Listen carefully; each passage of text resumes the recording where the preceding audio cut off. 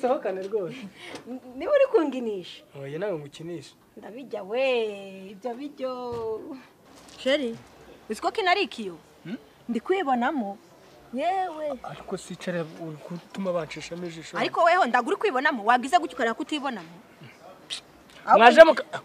Mwaje mukatwakira. Hagiraga hano naje kuba umujura. Ibintu birimo bitese. Hari icyo kurya se? Hari ibintu biki? Dufite femme chicken na chicken mignone na chips. Ngiye nkorera chips na salade. Sheri amapusi? Chips. Nibijyo? Nibiryo.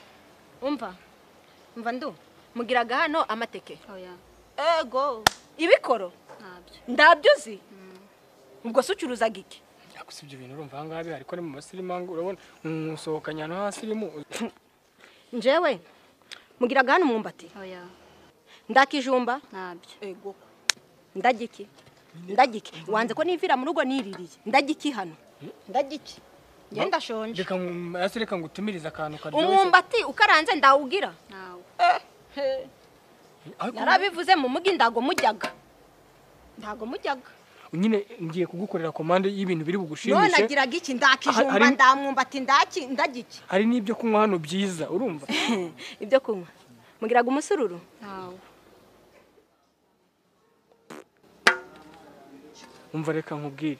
Ngiye kugukorera gakomande k'ibintu biryoshye. Nutabikunda sheri. Ako mapusi ganyu? Oya, ni chips nawe mukorera ka chips sibyo? Ushyiraho agasalade. Ariko se sheri, hano twaje kwiyindikisha. Ndagubishyura. Ndaguba amafaranga gawe. Njewe reka mbaguruke hano ngende nirebere ibyo njaka. Ndihitiramo. Ndaguba amafaranga gawe. Ndamwishyura nyine nabizana nta kibazo. Nibitakuryohera sheri, nukuri uzagenda unyirahira mu cyaro babwira uti sheri wanjye w'ikigarara renze. Umva, unzanire byinshi. Uri kumva? Ariko se hano twaje kugwana.